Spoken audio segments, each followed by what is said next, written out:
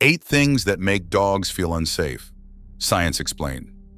Your dog has been trying to tell you something every single day, and there's a good chance you've been missing it. Not through barking, not through whining, through something much quieter, a shift in posture, a held breath, a body that goes just a little bit still. Most people read that stillness as calm. Science suggests something very different. By the end of this, you'll never look at your dog's calm moments the same way again. Why this matters? Dogs can't tell us in words when something feels wrong. They tell us in millimeters: a lowered head, a tucked tail, a slow blink that isn't relaxation at all, but restraint. Owners miss these signals constantly, not because they don't care, but because dog body language evolved to be subtle. In the wild, a dog that broadcasted fear loudly was a target. A dog that hid its fear survived. That instinct never left them. The result is a strange mismatch. Many of the moments we assume are peaceful are actually moments of quiet stress. And many of the behaviors we label as bad, growling, snapping, refusing to move, are often the dog's last resort after we've already missed a dozen earlier warnings. Researchers studying canine stress signaling have found that these earlier, subtler cues are consistently the ones humans overlook. Once you know what to look for, you start seeing your dog's inner world in a completely different resolution. The science of feeling unsafe fear in dogs isn't a personality flaw. It's a survival system, built by millions of years of evolution and sharpened by roughly the last 15,000 years of living alongside us. Underneath every unsafe moment is the same biological machinery. The amygdala detects a potential threat, the body floods with cortisol and adrenaline, and the dog is pushed toward one of a few options: freeze, flee, fidget, or fight. Which option a dog chooses depends on genetics, socialization, past experience, and how much choice it has in that moment. Here's what actually makes that system fire: the 8 situations that most reliably tip a dog from fine into unsafe. Number 1, being loomed over. A direct approach from above, a stranger bending over to pet a dog's head, a person standing tall and staring down, mimics a predatory posture. Dogs read height and directness as pressure. A crouched sideways approach reads as safe. A towering frontal one often doesn't. Number 2, sudden, unpredictable movement. Dogs are exquisitely tuned to detect motion. It's part of what made them such effective hunters and such effective companions. A hand that shoots out quickly, a child who runs at them, or a vacuum that lurches unexpectedly. The nervous system doesn't have time to evaluate intent, only motion, and unpredictability itself is what the brain flags as dangerous. Number 3, no escape route. This is one of the most underestimated triggers. A dog cornered in a hallway, held tightly on a short leash, or trapped between furniture and a stranger's legs isn't reacting to the stranger. It's reacting to the absence of options. Behaviorists often describe this as trapped arousal, and it's a major factor in bites that seem to come out of nowhere. Number 4, direct prolonged eye contact from an unfamiliar face. In canine communication, a hard stare is a challenge, not affection. Familiar humans get a pass because the relationship provides context. Strangers don't have that context yet, so sustained eye contact from someone new can read as confrontation rather than connection. 5, tension in the owner. Dogs are remarkably good at picking up on human stress through posture, breathing rate, and even scent changes linked to cortisol. If an owner tenses up on a walk before another dog appears, the dog often absorbs that tension before it even sees what caused it. The leash becomes a direct line for anxiety to travel from human to dog.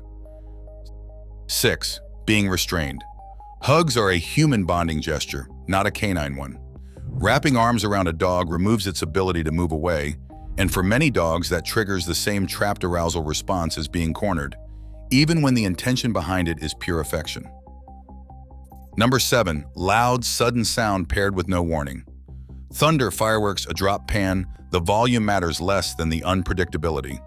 Dogs habituate reasonably well to sounds they can anticipate. It's the sounds that arrive without a pattern that keep the threat detection system on high alert. 8, punishment-based correction after the fact. When a dog is scolded minutes after chewing a shoe, it cannot connect the correction to the original act, because dogs don't form memories the way we do, tied to narrative in time. What it does learn is that the owner's return is sometimes unpredictable and sometimes unsafe, which quietly erodes trust over repeated incidents. But that's only part of the story. These 8 triggers don't act alone, they compound. A dog that's mildly stressed from restraint is far more reactive to sudden movement a few seconds later. Fear in dogs is cumulative, not situational, and that's a detail almost nobody explains. What your dog is really communicating. When a dog feels unsafe, it rarely announces it. Instead, look for the quiet before the growl, a set of signals ethologists often group under the umbrella of appeasement or displacement behavior. A lip lick with no food nearby, a yawn that isn't tiredness, ears pinned slightly back, weight shifted onto the back legs, ready to retreat, a tail that's still wagging, but low, stiff, and narrow, not loose and sweeping. These are not random habits.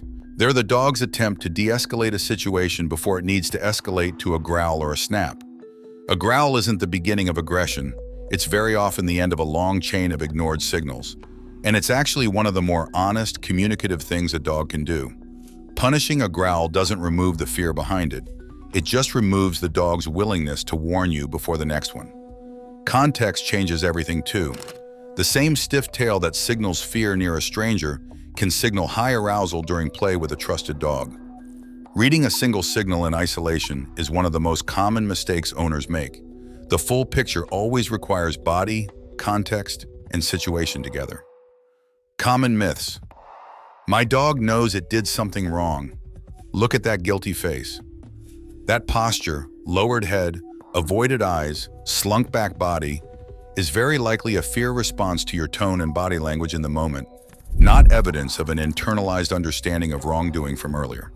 Studies asking owners to falsely accuse dogs of misbehavior have found the guilty look appears just as often whether or not the dog actually did anything, which strongly suggests it's about reading present-moment human cues, not remembered guilt. A wagging tail means a happy dog. As covered above, this one is simply incomplete. Wag speed, height, and looseness all carry different meaning, and a wagging tail on a stiff, forward-leaning body is one of the more commonly misread warning signs in dog bite incidents. Dominance explains fearful or reactive behavior. The popular alpha framework, borrowed from outdated wolfpack research, has been largely set aside by modern behavioral science. Wild wolf packs are typically family units, not rigid hierarchies won through force, and most fear-based behavior in dogs traces back to genetics, early socialization, and specific triggers, not a struggle for dominance over the household. Where evidence is more mixed, exactly how much of a dog's temperament is inherited versus shaped by early experience is still actively debated, and researchers are cautious about overstating either side. What you should do: give your dog an exit. In any situation that might feel overwhelming, visitors, vet trips, crowded spaces, make sure there's always a physical path away from the pressure. A dog with a choice is a dog far less likely to feel it needs to escalate. Let strangers approach on the dog's terms. Sideways body position, no direct eye contact, hand offered low rather than reached over the head. Small adjustments that make a measurable difference in how safe a dog feels meeting someone new. Watch for the quiet signals, not just the loud ones. A lip lick, a yawn, a slow tail. Treat these as information, not quirks, and respond by giving space rather than pushing forward. Avoid delayed correction entirely. If you didn't catch the behavior in the act, the moment for feedback has already passed. Redirecting forward rather than correcting backward keeps trust intact. Match your own energy to what you want your dog to feel. Because dogs pick up on human tension so readily, a calm, loose posture from you is one of the simplest tools available for helping an anxious dog settle. Surprising facts and real-world patterns.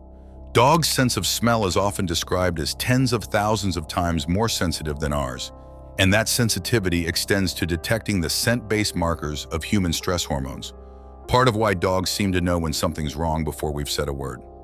Shelter dogs frequently show a measurable drop in cortisol after even brief structured contact with a calm, familiar person, a reminder of how much physiological weight a dog carries and how much a felt sense of safety can lower that load.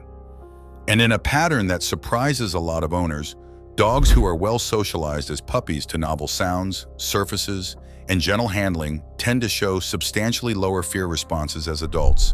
Evidence that a felt sense of the world is safe is something built early, one calm exposure at a time, rather than something a dog is simply born with or without. Final takeaway: none of these 8 triggers make a dog difficult or broken. They make a dog exactly what it is, an animal running an ancient safety system inside a modern human world it never asked to navigate. Every lip lick, every stiff tail, every slow retreat behind your legs is a message, sent in the only language a dog has. The more fluently we learn to read it, the less mysterious our dogs become, and the more safety on their terms becomes something we can actually give them.